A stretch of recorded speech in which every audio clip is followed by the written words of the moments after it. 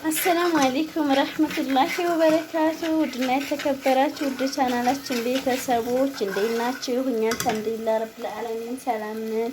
ዛሬ ደግሞ እንግዲህ በትንሹ ትንሽ ብሎግ ነው ማሳያችሁ። ምክንያቱም ኑሮ የለም ገጠር ሄዷል። እንግዲህ ባለን አቅም ኢንሻአላህ ይመጣልና ሰርፕራይዝ እሱን ባለን አቅም ተዘጋጅተን ልንጠብቀው ነው እኔና ዛኪረው ማለት ነው። እንግዲህ ስጋ የለኝም ያው እሱ ሲመጣ ነው ማለት ነው በገዝተን የምናርደው። እዚህ ጋር እንደምታዩት ድፍን ምስር ቀቅያለሁኝ። እሱ አለኝ እንትን በንኬል ዳጥ ዳጥ አድርጌዋለሁኝ። ከዛ እዚህ ጋር ለቀይ ወጥ ቁሊቱን በቃ በስሎልኛል ማለት ይቻላል።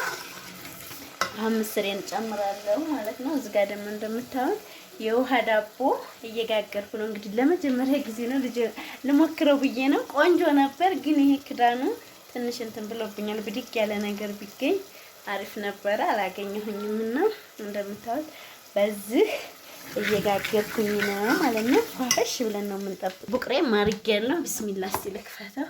ይኸው ፈልቶልኛል ማለት ነው። ሀባይ ፈልቶ በቃ ተመልሷል። አሁን ይሄንንም አነሳዋለሁ። እየቀረ የለም ባለና ቅር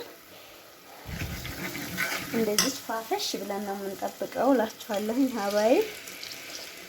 አሁን ቁልቴን በዚህ መልክ አብስዬ እዚህ ጋር ደግሞ ሀባይብ እንደምታዩት ቀይ ወጡን ወደ ክሰል ላይ ወሰርኩና ከዛ እዚህ ደግሞ አልጫ ልሰራ እንደምታዩት ሽንኩርቱን አቁላለሁ ማለት ነው። ከዛ እንጨምራለሁ። ዳቦው እንደምታዩት እየበሰለ ነው። ያ ይቀረዋል ይመስለኛል ማለት ነው ሀባይብ። ይሄው ሀባይብ አልጫዬንም በዚህ መልክ ሰራሁኝ።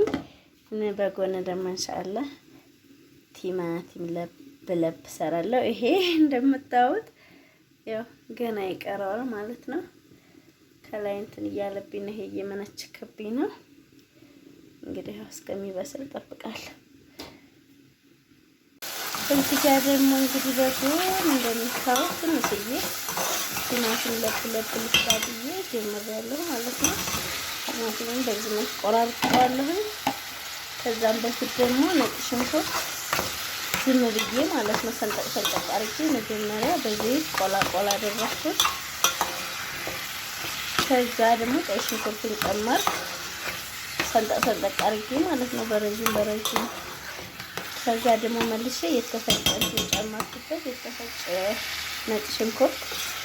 ከዛ አሁን ባህርጌ ከዛ ደግሞ አሁን መጨረሻ ላይ እንዳያችሁ ቲማቲም ጨመርኩ። ቃሪያ ቆረጥ አድርጌ ጨምሬያለሁ። እንዳቃጥል ስለፈለኩ ነው እንጂ መጨረሻም ላይ መጠቀም ትችላላችሁ። ቃሪያውን መጨረሻም ላይ ተጠቀማለሁ። ከዛ ፍድና አድርጌ መረቅ ያለው እንዲሆን ብዬ አንድ ቲማቲም መጀመሪያ ላይ ልጬ ከሽንኩርቱ ጋር አቁላልቸዋለሁ ማለት ነው።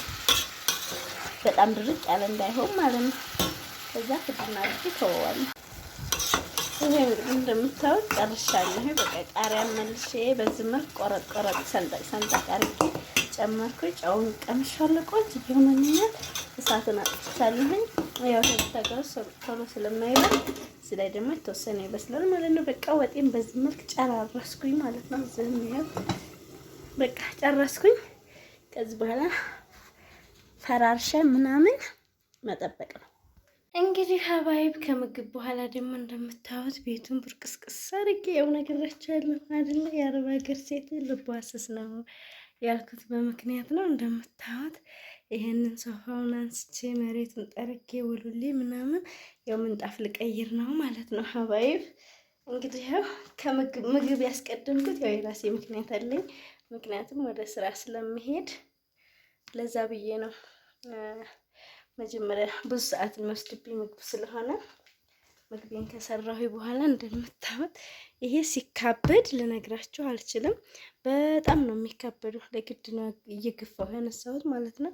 አሁን እዚህ ደግሞ እስኪ ፈርሻ እንትን ምንጣፍ ልቀይርና ምንጣፍ አንጥፌ እዚህ ላይ ይሄን ወሉሌዋለሁ ጠርጌዋለሁ። ከዛ ደግሞ በአጃክስ አርጌ ውልውል አርጌዋለሁ ይሄንን መሬቱን ማለት ነው ሀባይብ። ከዛ በኋላ ደግሞ ምንጣፌን አንጥፌ መጅልሴ መላልሽ ደግሞ አሳያችኋለሁ። ተከታተሉ። ይሄው እንግዲህ ሀባይብ በግድ በመከራ ማለት ነው ይሄንን የመለስኩት። በዙሪያው ያለውን ደግሞ እስኪ ላድርግና መለሳለሁ። ሲካበድ ልቡ ልቅ ነው የሚያደርገው። እንግዲህ ሀባይ ቤቴን በዚች መልክ ማለት ነው ፏፈሽ አርጌ ፈራርሼ ጨርሻለሁኝ። እንደምታዩት ምንጣፌን ቀየርኩኝ። በቃ ስኔው ደግሞ ሰሞኑን ቡና ጠጥተን ስለማናቅ ስኔውን አነሳሁ ላጥበው ነው። ቡቅሬም ለእኔና ለዛኪር ነው አሁን የቀነስኩት እንጂ ያው ገና ኑሮ ያልመጣም ማለት ነው ውዶችዬ። እንደዛ አርጌ ቤቴን ፍርስርሽ አርጌ አጫጭሼ ወደ ስራ ይሄዳለሁ ማለት ነው። የኔ ማሮችና ቻናልን ሰብስክራይብ አድርጉ፣ ላይክ አድርጉ፣ ሼር አድርጉ፣ አበረታቱ ማለት ነው። አይከፈልበትም። እንግዲህ በዚህ መልክ ጨራርሻለሁኝ ማለት ነው ውዶችዬ። በቃ ምንም የቀረኝ ነገር የለም። አሁን አጫጭስበት ነው በቃ እኔና ዛኪር ቁርሳችንን በልተን ወደ ስራ እንሄዳለን ማለት ነው። እነ ዛኪር ትምህርት ዘግተዋል። ቡቅሬንም አጠለልኩኝ በዚህ በሁለት ባልዲ አጥልያለ።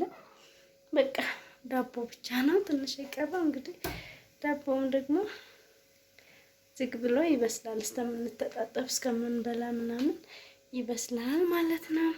እንግዲህ ለዛሬ ይዤላችሁ የመጣሁት ይሄንን ይመስል ነበረ። በኋላ ላይ ደግሞ እንግዲህ ምሳችንን ስንበላ ቡና ስንጠጣ ምናምን ታውናላችሁ ማለት ነው። ከገጠርም እንግዲህ አዲስ ነገር ካለ ይዞልን ከመጣም እናያለን ማለት ነው ውዶችዬ። እኔ መቼም በዚህ መልክ ቤታችንን እኔና ዛኪር ፏፈሽ አደረግን። በቃ ይሄንን ይመስላል። ተከታተሉ።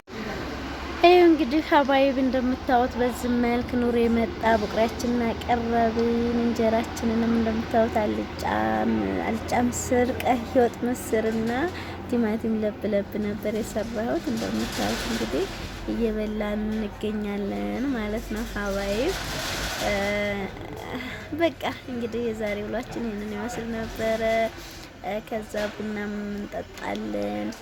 እንግዲህ ሰው ካልመጣ ጎረቤት ምናምን ካልመጣ ደግሞ ቡናውን ስንጠጣ ስንመራረቅ ምናምን ታያላችሁ ማለት ነው። እውነት ለመናገር ደስ ነው ያለው። እኔም ለራሴ ደስ ብሎኛል። አልሐምዱሊላህ አላህዬ ለዚህ ላበቃ ጌታ ምስጋና ይገባው እላችኋለሁ ውዶችዬ።